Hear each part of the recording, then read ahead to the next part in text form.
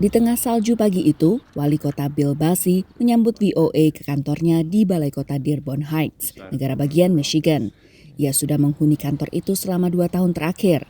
Kota kecil di pinggiran Detroit itu senyap dari pemberitaan di kancah nasional. Akan tetapi, Bill, imigran asal Lebanon, ingin membawa perubahan ke kotanya. I was not interested in getting into politics. Actually, politics dragged me into it. So this is not something I wanted to do, but I wanted to make a change.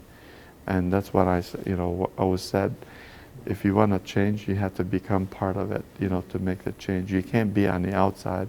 Bill dan keluarganya melarikan diri dari peperangan di negara asalnya tahun 1977 ketika ia berusia 12 tahun.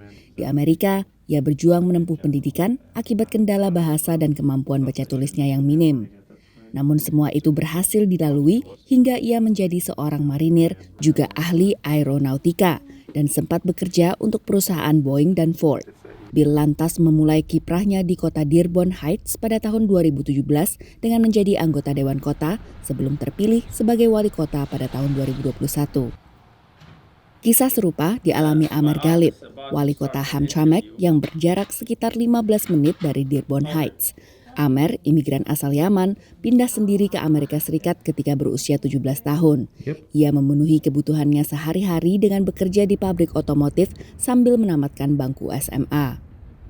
Ia lantas melanjutkan pendidikannya ke sekolah kedokteran, sembari menekuni hobinya dalam dunia politik. And so when I finished my school, came back to work and serve the community, I was still involved in politics, whether it's local or international. And I was able to build good relationship with the people. And when the time was convenient, I decided to run for the public office, to the mayor, straight to the mayor. Pada tahun 2021, Bill, Amer, dan Abdullah Hamud, Wali Kota Dearborn, mencetak sejarah sebagai Wali Kota Muslim berketurunan Arab pertama di kotanya masing-masing.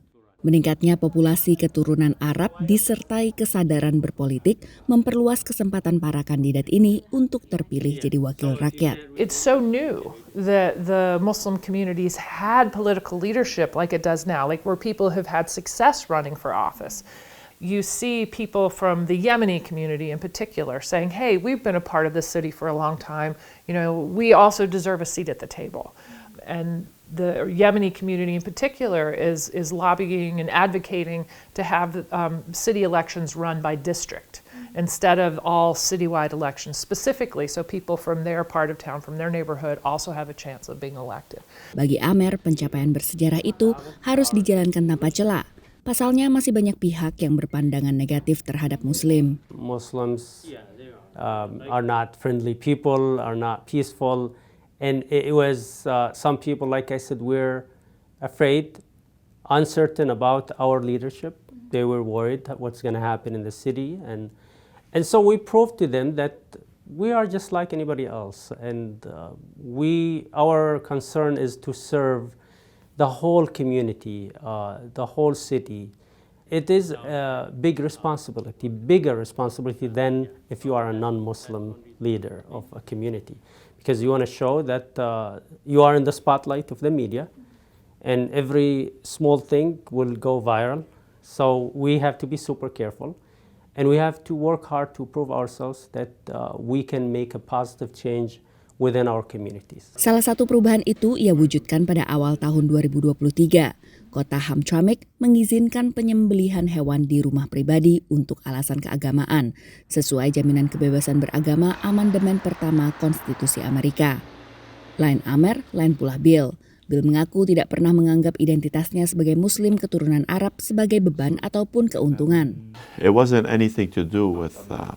It was something that is ingrained in myself. My family's always, you have to do good deeds. You have to help.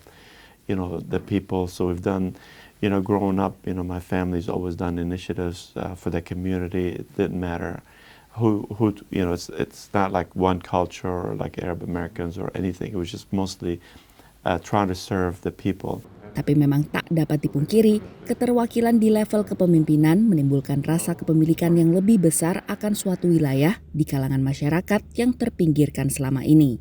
It's been amazing, to have representation in city government that reflects the majority population really makes the community feel that they're being recognized. For many years, even in the 80s and 90s, 1980s and 1990s, when the community was still kind of growing to the point that it is today, they didn't really have that representation in government, and so I think they felt that their needs weren't being addressed and their concerns maybe weren't being heard. But now that they've got people that look like them running the city, which makes sense because they make up the overwhelming majority of the population, I think it helps see themselves and feel represented. Dari Dearborn Heights dan Hamtramck, Michigan, Rifan W. Estono, Virginia Gunawan, Alam Burhanan, VOA.